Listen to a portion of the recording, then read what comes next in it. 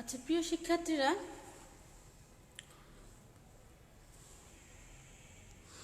আজকে গতদিন আমরা ক্লাসে শিখেছিলাম কি মোট রেজিস্ট্যান্স, মোট কারেন্ট কি করে বের করা যায়। আজকে আমরা আরও একটা সার্কিট দেখব। তো দেখো, আমরা একটা সার্কিট দেখতে পাচ্ছি, তাই না? মিশ্র একটা সার্কিট দেখতে পাচ্ছি। এখন এই সার্কিটে দেখো যে এইখানে দেওয়া আছে কত, 150 ভোল্ট দেওয়া আছে। এখানে একটা রেজিস্টার 10 ওহম, একটা 6, এটা 6, এটা 12, আর এখানে 60, আর এখানে হচ্ছে 40। তো আমরা এই ধরনের সার্কিট থেকে প্রথমে করব কি, মোট রেজিস্ট্যান্স আগে বের করে নেব। তাহলে মোট রেজিস্ট্যান্স যদি আমি বের করতে যাই, তাহলে আমি গতদিন কি বলেছিলাম, যে সোর্সের বিপরীত দিক থেকে, তার মানে আমার এই যে এখানে সোর্স আছে এই দিক থেকে আমি দেখবো, তাই না? অবভিয়াসলি আমি এই দিক থেকে দেখবো, এইখানে দেখবো হচ্ছে এদিক থেকে দেখবো মোট রোধ কিভাবে বের করা যায়। তাহলে আমরা মোট রোধ RT লিখলাম। এখন দেখো প্রথমে তাকাতে গেলে আমি দেখতে পাচ্ছি কি, এই যে 40 আর এই যে 60, 40 আর 60, তো এই দুটো কিভাবে আছে, প্যারালালে আছে। কিন্তু এই যে দেখো মাঝখানে একটা কি দাগ কাটা আছে না, তার মানে এখানে হচ্ছে আমার শর্ট সার্কিট হয়েছে। তো এই দুইটা রেজিস্ট্যান্স প্যারালালে আছে, তার মধ্যে শর্ট হয়েছে, তার মানে কি আমার এই দুইটা রেজিস্ট্যান্স বাদ হয়ে যাবে। বুঝতে পেরেছো? মানে আমার এই দুইটা রেজিস্ট্যান্স বাদ হয়ে যাবে, তার মানে 60 আর 40 আউট হয়ে যাবে। এই দুটো বাদ দিয়ে এখন ক্যালকুলেশন করবো। আচ্ছা, এই দুটো যদি বাদ হয়ে যায়, তারপর আমি কাকে দেখতে পাচ্ছি, 6কে দেখতে পাচ্ছি। 6 আর 12 এই দুটো কিভাবে আছে, প্যারালালে আছে। তাহলে 6 প্যারালাল 12, ঠিক আছে। আবার এই দুটো ক্যালকুলেশন করার পর আমি কোথায় যাচ্ছি, এইখানে দেখতে পাচ্ছি, এই 6কে দেখতে পাচ্ছি। এটা কিভাবে আছে, সিরিজে আছে, +6। এরপর আবার দেখছি প্যারালাল 10। দেখো তো এই জিনিসটা বুঝতে পেরেছো নাকি? দেখো আমাকে বলো। দেখো প্রথমে আমরা দেখতে পাচ্ছি, আবারও বলছি, প্রথমে আমরা দেখতে পাচ্ছি কি 60 আর 40 কিভাবে আছে, প্যারালালে আছে। কিন্তু ওই যে মাঝখান দিয়ে একটা দাগ কাটা দেখতে পাচ্ছ, এটা মানে কি ওইখানে একটা শর্ট সার্কিট হয়েছে। শর্ট সার্কিট হলে আমরা ওইটাকে বাদ দিয়ে দিই। দুইটা রেজিস্ট্যান্স যদি প্যারালাল থাকে, তার মধ্যে যদি শর্ট হয়, তাহলে সেই জায়গাটাকে আমরা বাদ দিয়ে দিই। তার মানে আমরা 60 আর 40 এই দুইটাকে বাদ দিয়ে দেব, ঠিক আছে। এখন বাদ দিয়ে দেওয়ার পর এরপরে দেখতে পাচ্ছি কোথায়, ওই যে উপরে 6 দেখছো, 6, আর এই যে এইদিকে দেখছো 12, তাহলে 6 আর 12, তাই না? 6 আর 12 কিভাবে আছে, প্যারালালে আছে। কোন 6 আর 12? দেখো এই যে 6 আর এই যে 12 দেখতে পাচ্ছ, এই 6 আর 12 আছে প্যারালালে। তাহলে আমি এখানে লিখে দিলাম 6 আর 12 প্যারালাল। এরপর আমি তাকে দেখতে পাচ্ছি, 6কে দেখতে পাচ্ছি। এই 6টা কিভাবে আছে, এই 6টা আছে এদের সাথে কি সিরিজ আছে, তাহলে +6। আর তারপরে দেখতে পাচ্ছি কি 10, এই 10টা আছে কিভাবে, প্যারালালে আছে, তাহলে প্যারালাল 10। এখন আমরা নরমাল যেভাবে ক্যালকুলেশন করি, 6 আর 12 কিভাবে ক্যালকুলেশন করতে হয়, 6 গুণ 12 ডিভাইডেড 6 যোগ 12, ঠিক আছে। মানে প্যারালালি ক্যালকুলেশন করার নিয়ম কি ছিল, R1 R2 divided by R1 plus R2, বুঝছো? এরপরে কি আছে, +6 প্যারালাল 10, যা ছিল এইদিকে সেটা বসিয়ে দিলাম। এরপরে দেখো এখানে এটা ক্যালকুলেশন করলে কত আসে, এটা ক্যালকুলেশন করলে আসে কত, 4, তাই না? তাহলে 4 +6 প্যারালাল 10। দেখো এই জায়গাটা বুঝছো, 4 আর 6 এইটা ক্যালকুলেশন করলে আসে 4, তারপরে যোগ 6 প্যারালাল 10, এটা দিয়ে দিলাম। এরপরে দেখো এখন আবার এদিক থেকে যাবো, 4 আর 6 কত হয়, 10, 10 প্যারালাল 10।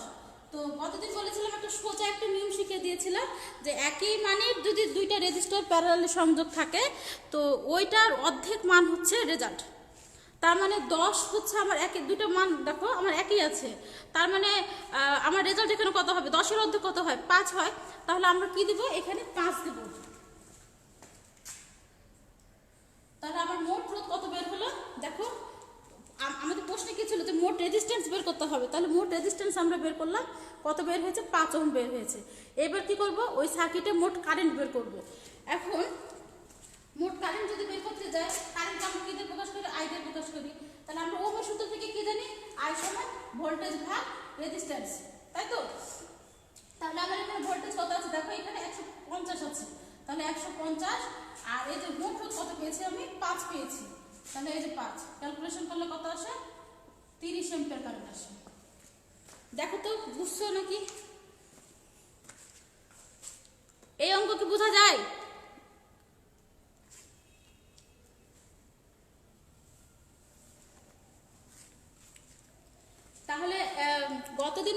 শিখেছি, আজকে আমরা শিখলাম। তাহলে এই যে সিরিজ প্যারালাল মিশ্র সার্কিট যদি আমরা অঙ্ক করি এরপর থেকে, কি নিজেরা পারবো তো, তাই না?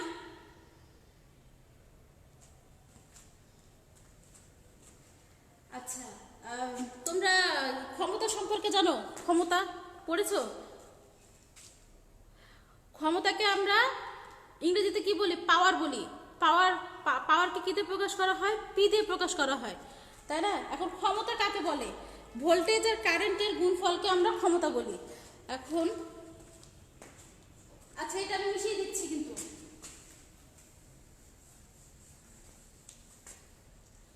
দেখো, পাওয়ারকে আমরা পি দিয়ে প্রকাশ করি। পি সমান হচ্ছে ভি আই, তার মানে ভোল্টেজ আর কারেন্টের গুণফলকে আমরা পাওয়ার বলি। আর এটার একক কি? এই পাওয়ারের একক হচ্ছে কি? ওয়াট। ঠিক আছে, ওয়াট। এই যে ওয়াট, ওয়াটকে আমরা ডাব্লিউ দিয়ে প্রকাশ করি, তাহলে পাওয়ারকে আমরা পি দিয়ে প্রকাশ করছি। তাহলে ভোল্টেজ আর কারেন্টের গুণফলকে আমরা পাওয়ার বলছি। ঠিক আছে, এখন এনার্জি কাকে বলে? এই যে পাওয়ারটাকে আমরা দেখতে পাচ্ছি, দেখো এনার্জিকে আমরা ই দিয়ে প্রকাশ করি। ঠিক আছে, এনার্জিকে আমরা ই দিয়ে প্রকাশ করি। ই সমান হচ্ছে পি ইন্টু টি। তার মানে এই যে পাওয়ারটা দেখছো, এই পাওয়ারটাকে যদি আমি টি দিয়ে গুণ করি, মানে সময় দিয়ে গুণ করি, তাহলে আমি কি পাবো? এনার্জি পাবো। এই এনার্জির একক হচ্ছে কিলোওয়াট আওয়ার। এটার একক হচ্ছে কিলোওয়াট আওয়ার। ঠিক আছে, তাহলে এনার্জিকে আমরা কি দিয়ে প্রকাশ করলাম? কিলোওয়াট আওয়ার দিয়ে প্রকাশ করেছি, তাই না? ই দিয়ে প্রকাশ করেছি, আর এর একক হচ্ছে কিলোওয়াট আওয়ার। আচ্ছা, এই যে পি সমান ভিআই, এই পি সমান ভিআই শুধু না, এর থেকে আরো আমরা কয়েকটা 2-3টে সূত্র দেখতে পাচ্ছি। দেখো, আমরা অন্য সূত্র থেকে কি জানি? আর ভি সমান হচ্ছে আইআর, তাই তো? দেখো, ভি সমান হচ্ছে কি? আইআর। তাহলে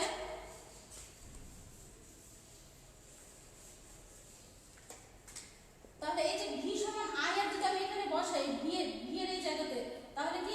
আইআর ইনটু আই, তাই না? এই যে ভি সমান আইআর বসালাম আর ইনটু আই, তার মানে এটা গুণ করলে কত হয়? আই স্কয়ার আর। তাহলে পি সমান একটা সূত্র কি পেলাম? একটা সূত্র আমরা কি জানি? পি সমান ভিআই। সেখান থেকে আমরা আবার কি পাচ্ছি? পি সমান আই স্কয়ার আর, তাই তো? এবার আমরা যেহেতু আমরা জানি পি সমান ভিআই, তাহলে এখানে যদি আমরা অন্য সূত্র থেকে আই সমান ভি ভাগ আর লিখি, তাহলে আরেকটা সূত্র পাওয়া যায় না? তাহলে ভি ইনটু আই সমান কি লিখেছি? ভি ভাগ আর, তার মানে এটা হচ্ছে ভি স্কয়ার ভাগ আর। ঠিক আছে, তাহলে আমি এই পাওয়ার থেকে কয়টা সূত্র শিখলাম? 3টা সূত্র। একটা হচ্ছে পি সমান ভিআই, আরেকটা হচ্ছে পি সমান আই স্কয়ার আর, আর আরেকটা হচ্ছে পি সমান ভি স্কয়ার ডিভাইডেড বাই আর। বুঝছো? তাহলে এই 3টা সূত্র। এখন সাপোজ মনে করো কোনো অঙ্ক আমরা করতে গেলাম, সেখানে দেখলাম কি যে ভোল্টেজ কারেন্ট দেওয়া আছে, আমাকে ক্ষমতা বের করতে বলছে, মানে পাওয়ার বের করতে বলছে। তাহলে সেখান থেকে আমি পি সমান ভিআই এই সূত্র দিয়ে বের করতে পারবো না। আবার মনে করো যে আমার ভোল্টেজ দেওয়া নাই, কারেন্ট আর একটা রেজিস্ট্যান্সের মান দেওয়া আছে, তাহলে এই যে দেখো নিচে যে মিডিলে যে সূত্রটা আছে, সেখান থেকে আমরা বের করতে পারবো। আবার সাপোজ মনে করো ভোল্টেজ আর রেজিস্ট্যান্স দেওয়া আছে, পাওয়ার বের করতে হবে, তাহলে এইভাবে বের করা যাবে কি? যাবে না? তাহলে এই 3টা সূত্র থেকে আমরা ম্যাথ দেখবো এখন।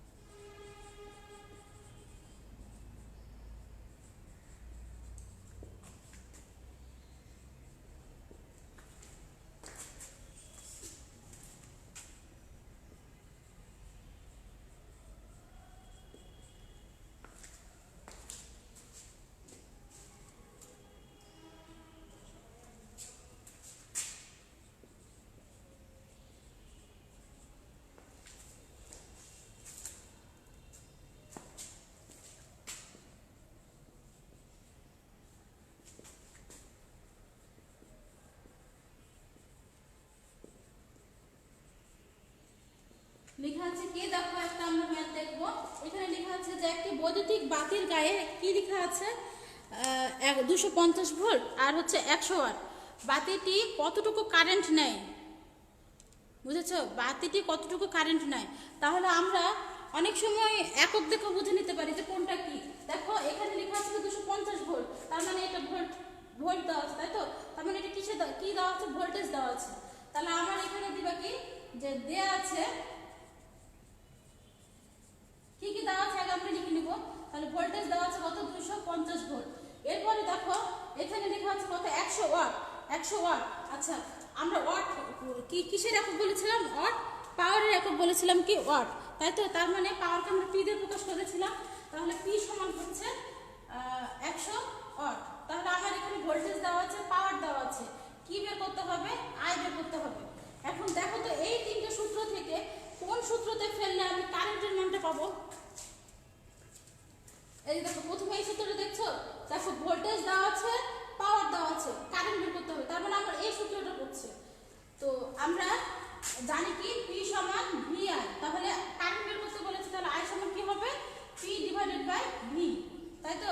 তাহলে পাওয়ার কত, 100, আর ভোল্টেজ হচ্ছে 250। তাহলে 100 ভাগ 250 যদি আমি করি তাহলে কত আসবে, 0.4, তাই তো? 0.4 অ্যাম্পিয়ার। দেখো এটা বোঝা যায় যে আমার এই অঙ্কে কি দেওয়া আছে। আমি আবারও বলছি যে একটি বৈদ্যুতিক বাতির গায়ে লেখা আছে 250 ভোল্ট 100 ওয়াট। বাতিটি কতটুকু কারেন্ট নেয়, তাহলে কি কি দেওয়া আছে আগে আমরা লিখে নিব। দেওয়া আছে কি, ভোল্টেজ দেওয়া আছে 250 ভোল্ট, পাওয়ার দেওয়া আছে 100 ওয়াট, আর কি বের করতে বলেছে, কারেন্ট বের করতে বলেছে। তার মানে আমাকে আই বের করতে বলা হয়েছে। তাহলে আমরা সূত্র দিয়ে কি জানি, পি সমান ভি আই। তাহলে সেখান থেকে আমি পাওয়ার দেওয়া আছে, ভোল্টেজ দেওয়া আছে, কারেন্ট বের করে নিতে পারবো, তাই তো? তাহলে আই সমান আমরা কি লিখতে পারি, ভোল্টেজ, পাওয়ার ভাগ ভোল্টেজ। তাহলে আমার পাওয়ার হচ্ছে 100 আর ভোল্টেজ হচ্ছে 250। এটা ক্যালকুলেশন করলে কত আসে, 0.4 অ্যাম্পিয়ার, তাই তো? তাহলে আমরা এই ধরনের অঙ্ক পারবো।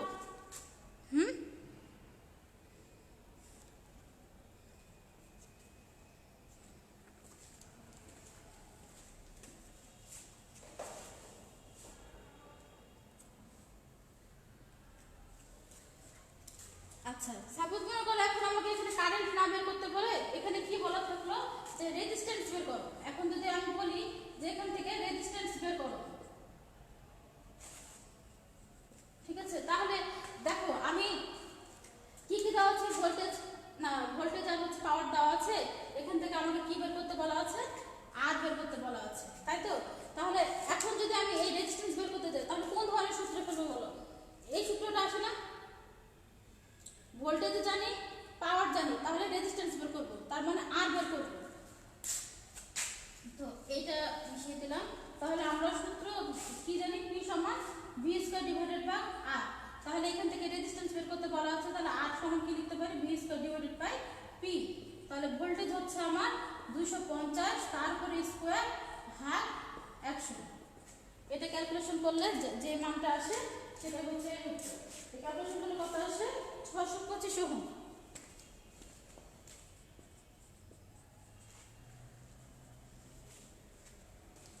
তাই তো? তার মানে কারেন্ট যদি বের করতে বলে তাহলে পারবো। আবার যদি বলি, আচ্ছা আমি আবার বলছি যে একটি বৈদ্যুতিক বাতির গায়ে লেখা আছে 250 ভোল্ট 100 ওয়াট। বাতিটি কতটুকু রেজিস্ট্যান্স নেয়, না কতটুকু না, বাতিটির রেজিস্ট্যান্স কত, ঠিক আছে? এখানে আমরা রেজিস্ট্যান্স বের করব। এখন রেজিস্ট্যান্সকে আমরা আর দিয়ে প্রকাশ করি, তো কি কি দেওয়া আছে আগে আমরা অঙ্ক দেখে বুঝবো যে কি কি মান দেওয়া আছে আর কি বের করতে বলেছে। প্রথমে দেওয়া আছে 250 ভোল্ট, তার মানে আমার এখানে ভোল্টেজ দেওয়া আছে 250 ভোল্ট, আর তারপরে 100 ওয়াট পাওয়ার দেওয়া আছে, পি দেওয়া আছে, বাতিটি রেজিস্ট্যান্স, তার মানে আমাকে আর বের করতে বলা আছে। এখন এই যে তিনটা সূত্র আমি প্রথমে বলেছিলাম, এই তিনটা সূত্রের মধ্যে কোন সূত্রটা পড়লে আমি এই যে রেজিস্ট্যান্সের মানটা পাবো। দেখো নিচে যে সূত্রটা লেখা আছে পি সমান ভি স্কয়ার ভাগ আর, এই সূত্রটা যদি আমি লিখি তাহলে সেখান থেকে আমি কি পাবো, রেজিস্ট্যান্সের মান পাবো। তো আমরা কি জানি, সূত্র থেকে পি সমান ভি স্কয়ার ভাগ আর লিখলাম, সেখান থেকে আর এর মানটা বের করেছি, জাস্ট তারপরে মান বসিয়ে দিয়ে ক্যালকুলেশন করলে শেষ। ক্লিয়ার হয়েছে?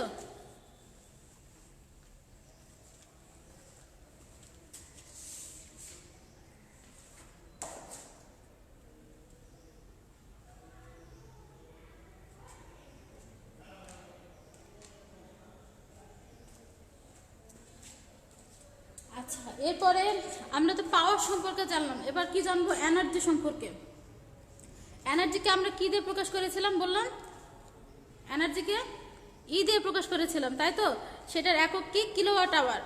এখন এই যে আমরা এই অধ্যায় থেকে, আমরা এই 6 অধ্যায় থেকে কি শিখবো? যে কিভাবে একটা বাসাবাড়ি অথবা একটা শিল্প কারখানা, মানে যে কোনো একটা প্রতিষ্ঠানে কিভাবে বিল বের করতে হয়। ঠিক আছে, কিভাবে বিলটা বের করতে হয়? সাপোজ মনে করো যে তোমাদের বাসায় মনে করো যে আমি বিল বের করব, তাহলে সেখানে আমার কয়টা লাইট আছে, কত ওয়াটের লাইট আছে, ফ্যান কয়টা আছে, তাই না? ফ্যানগুলো কত ওয়াটের হয়, তারপরে মনে করো টেলিভিশন যদি থাকে, তারপরে পানির একটা মোটর থাকতে পারে, তাই তো? ফ্রিজ আচ্ছা, যাই হোক, এগুলো একটা থাকতে পারে। এখন এই আমরা কি করব, যে কতগুলো আছে সেই সংখ্যাগুলো আগে বের করে নেব। যেমন লাইট কয়টা, ফ্যান কয়টা, হ্যাঁ, মোটর যেমন মনে করে একটা, তারপর টেলিভিশন একটা, হ্যাঁ, এইসব লোডগুলো আগে বের করে নেব, যে টোটাল আমাদের বাড়িতে কত লোড যাচ্ছে, বুঝছো? কত লোড যাচ্ছে সেটা আগে বের করব করে, এখন মনে করো কোনো একটা মাসে বের করব, সাপোজ মনে করো ফেব্রুয়ারি মাস বের করব, এই সালেরই ফেব্রুয়ারি মাসে বিল বের করব। তাহলে এটা কত সাল? 2021 সাল, তাই তো? 2021 সাল কি লিপ ইয়ার? লিপ ইয়ার না। যদি লিপ ইয়ার হয় তাহলে ফেব্রুয়ারি মাস কত দিনে হয়? 29 দিনে। আর যদি লিপ ইয়ার না হয় তাহলে ফেব্রুয়ারি মাস কত দিনে হয়? 28 দিনে। লিপ ইয়ার কোনটাকে বলছি? যে সালটা 4 দিয়ে ভাগ করলে ভাগশেষ থাকে না, ভাগশেষ 0 হয়, বুঝতে পেরেছো? ভাগশেষটা 0 হয়, সেই সালটাকে বলবো লিপ ইয়ার। আর যেটার ভাগশেষ থাকবে সেটাকে আমরা লিপ ইয়ার বলবো না। তাহলে ওই যেটার ভাগশেষ থাকবে না, মানে যেটা লিপ ইয়ার, সেটার মাসটা হয়, ফেব্রুয়ারি মাসটা হয় শুধুমাত্র 29 দিনে, বুঝতে পেরেছো? তার মানে 2021 সাল কি আমার লিপ ইয়ার? লিপ ইয়ার না, এটার ভাগশেষ থাকছে। তাহলে এটার ফেব্রুয়ারি মাস কত দিনে হবে? ফেব্রুয়ারি মাসটা কত দিনে হবে বলো তো? 28 দিনে হবে। তাহলে আমার লোডগুলো কত সময় ধরে চলছে, আর কি আমার যে মাসটা বের করবো সে মাসটা কত দিন, সেটা বের করে, সেটা জেনে তারপরে আমি একটা ইউনিট, মনে করো যে আমার আমি যে কারেন্টটা নিচ্ছি বিদ্যুৎ কেন্দ্র থেকে, সেখানে আমাকে একটা ইউনিট, একটা চার্জ থাকে। সেই চার্জটা যদি আমি জানি, তাহলে সেটা যদি গুণ করা যায়, তাহলে আমি কি পাবো? একটা বাসা বাড়িতে কত বিল আসতে পারে সেটা আমি বের করতে পারবো। বুঝতে পেরেছো? তো আমরা একটা অঙ্ক দেখতে পারি।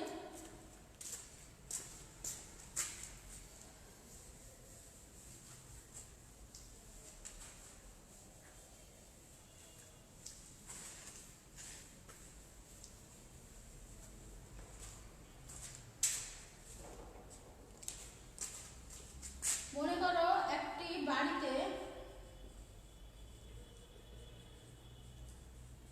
100 ওয়াটের 2টি বাতি, লেখা দেখা যায়? হ্যাঁ,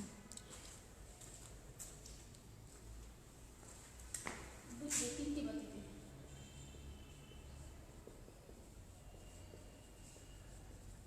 এবং 60 ওয়াটের 2টি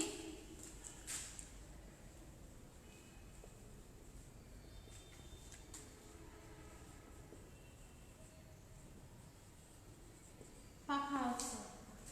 ঠিক আছে, একটা বাড়িতে 100 ওয়াটের 3টি বাতি আছে আর 60 ওয়াটের 2টি পাখা আছে। এখন বাতি আর পাখাগুলো ধরে নিলাম, যদি বাতি এবং পাখাগুলো দৈনিক, মনে করে নিলাম দৈনিক 5 ঘন্টা চলে, ঠিক আছে?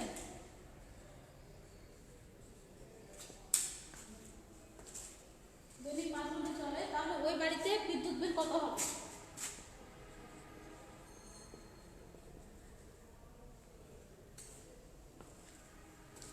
একটা মাস দিয়ে দিই, মনে করো ফেব্রুয়ারি মাসে দিলাম।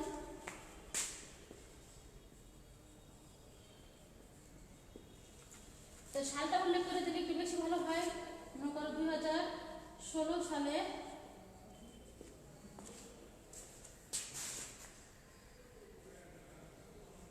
ফেব্রুয়ারি মাসে বিল কত হবে। আর সাপোজ মনে করো প্রতি ইউনিটে মূল্য কত ধরলাম, মনে করো 3.5 টাকা ধরলাম, ঠিক আছে।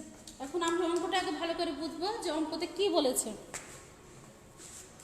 দেওয়া আছে কি একটি বাড়িতে 100 ওয়াটের 3টি বাতি আছে, তার মানে 3টে লাইট আছে, 3টে লাইট 100 ওয়াটের। তাহলে লাইট থেকে আমি মোট কত ওয়াট পাচ্ছি, তিনটা, তার মানে 100 গুণ 3 300 ওয়াট, ঠিক আছে। তারপরে দেখতে পাচ্ছি কি 60 ওয়াটের 2টি পাখা আছে, তাহলে আমি পাখা থেকে কত পাচ্ছি, দুইটা পাখা থেকে মোট কত পাচ্ছি, 120 ওয়াট পাচ্ছি। এখন যদি বাতির পাখাগুলো দৈনিক 5 ঘন্টা করে চলে, তাহলে ওই বাড়িতে 16 সালের ফেব্রুয়ারি মাসের বিল কত হবে। আর একটা প্রতি ইউনিটের মূল্য দেওয়া আছে 3.5 টাকা। আমরা প্রতি ইউনিটের মূল্যটা একটু পরে দেখবো, আগে দেখি প্রথমে আমরা কি বের করে নিব যে মোট কত এনার্জি খরচ হচ্ছে, ঠিক আছে। তাহলে আমরা দেখবো কি মোট ব্যয়িত এনার্জি, তাহলে এটা দেখতে পাচ্ছি। দেখো আমরা দেখতে পাচ্ছি কি মোট ব্যয়িত এনার্জি দেখতে পাচ্ছি। তাহলে এই যে দেখো 100 ওয়াটের 3টি বাতি, ঠিক আছে, 100 ওয়াটের 3টি বাতি মোট বলেছে, তার মানে আমার যতগুলো লোড আছে ততগুলোকে আমি কি করে দেবো, এখন যোগ করে দেবো। এরপরে দেখছি কি 60 ওয়াটের 2টি পাখা আছে, তাহলে 100 ওয়াটের 3টি বাতি যোগ 60 ওয়াটের কি 2টা পাখা আছে, তাহলে এইটা আমার মোট লোড গেল। এখন ওগুলো কত ঘন্টা করে চলছিল, 5 ঘন্টা করে চলেছিল, তার মানে এইটার সাথে গুণ 5 দিয়ে দিলাম, ঠিক আছে। তার মানে এটা 300 যোগ 120, এটার সাথে গুণ 5, তাহলে কত হয়, এটা যোগ করলে 420 গুণ 5। এখন যদি আমি গুণ করে দিই 2100। এখন এটা হচ্ছে তোমার ওয়াটে ছিল, তাই না, এটা ওয়াটে, আর সময় হচ্ছে কি টি মানে ঘন্টা, তাহলে এটা হচ্ছে আমার কত বের হলো, ওয়াট আওয়ারে বের হয়েছে। যে পাওয়ারটা বের করেছিলাম সেটা ওয়াট, আর যে সময়টা ছিল সেটা হচ্ছে কি ঘন্টা, বুঝতে পেরেছো। তার মানে আমি প্রথমে বের করবো কি মোট ব্যয়িত এনার্জি। মোট ব্যয়িত এনার্জি যতগুলো লোড ছিল সবগুলোকে আমি যোগ করে দিয়েছি। 3টি পাখা ছিল, 2টা ফ্যান ছিল, কত ওয়াটের ছিল সেগুলোকে গুণ দিয়ে যোগ করে এখন মোট সময় কত ঘন্টা করে চলেছিল, 5 ঘন্টা করে চলেছিল। তাহলে মোট পাওয়ার হচ্ছে মোট পাওয়ার কত পেয়েছি, 420 ওয়াট, আর সময় হচ্ছে 5 ঘন্টা, ঠিক আছে। তাহলে 420কে 5 দিয়ে গুণ করে দিলাম, কত পেয়েছি, 2100 ওয়াট আওয়ার। এখন আমরা ওয়াট আওয়ারকে কখনোই আমরা এনার্জিকে কী দিয়ে প্রকাশ করেছিলাম, একক কী ছিল, কিলোওয়াট আওয়ার, আর এটা কিসে বের হয়েছে, ওয়াট আওয়ারে। তাহলে আমি এটাকে কী করবো, ওয়াট আওয়ারটাকে কিলোওয়াট আওয়ার বানাবো। এখন যদি আমি কিলোওয়াট আওয়ার বানাতে যাই তাহলে কি করতে হবে, 1000 দিয়ে ভাগ করা লাগবে, তাই না। কিলোতে বানাতে গেলে কি করতে হবে, 1000 দিয়ে ভাগ করা লাগবে। তার মানে এই যে এটাকে দেখছো, এটাকে আমি কি করবো, 1000 দিয়ে ভাগ দেবো। 1000 দিয়ে ভাগ দিলে এটা 2.1 কিলোওয়াট আওয়ার। এই পর্যন্ত ক্লিয়ার হয়েছে।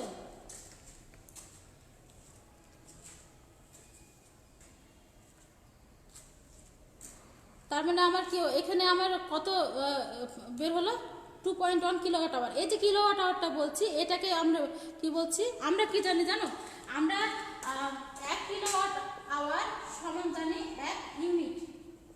তার মানে আমার এখানে ইউনিট কত খরচ হয়েছে, 2.1, বুঝতে পেরেছো, 2.1। তো প্রতি ইউনিটের মূল্য কত দেওয়া আছে, 3.5 টাকা, আর আমার মোট ইউনিট কত খরচ হয়েছে, 2.1। তাহলে আমার ওই বাড়িতে বিল কত আসবে, আমি যদি আমার যে ইউনিটটা ছিল সেই ইউনিটটাকে যদি ওই প্রতি ইউনিটের মূল্য দিয়ে গুণ করে দিই, তাহলে কি পাবো আমি সেখানে, আমার বাড়িতে কত বিল আসছে, মানে এই যে যেটা আমরা বের করছি সেটা বের হয়ে যাবে বিলটা। তাহলে এখানে আমরা কি লিখবো, এখানে লিখবো কি, আচ্ছা তার আগে একটা কথা আছে যে 2016 সালের ফেব্রুয়ারি মাস বলেছে, 2016 সালের ফেব্রুয়ারি মাস, 2016 সাল কি লিপ ইয়ার, এটাকে 4 দিয়ে ভাগ দিলে ভাগশেষ থাকে না। তাহলে 2016 সাল হচ্ছে আমার লিপ ইয়ার। তাহলে 2016 সালের ফেব্রুয়ারি মাস কত দিনে হয়? 2016 সালের ফেব্রুয়ারি মাসটা হয় হচ্ছে 29 দিনে। তাহলে আমার ওই মাসে বৈদ্যুতিক বিল কত আসবে?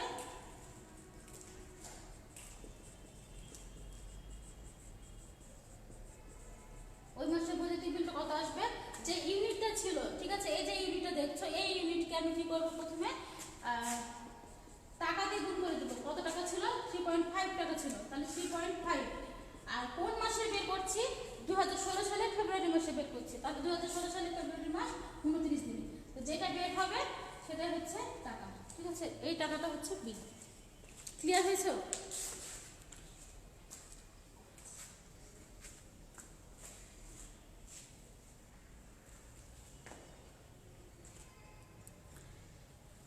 তাহলে এরপর থেকে যদি নিজেদের বাড়ির বিল বের করতে বলা হয়, পারা যাবে তো, তাই না? তো আজকের ক্লাস এই পর্যন্তই। সামনের দিন আমরা আরও একটা অঙ্ক দেখব। জাস্ট আজকে একটু ধারণা নিয়ে দিলাম যে কিভাবে বিলটা বের করতে হয়। তো কারো কোনো কোশ্চেন থাকলে বলতে পারো।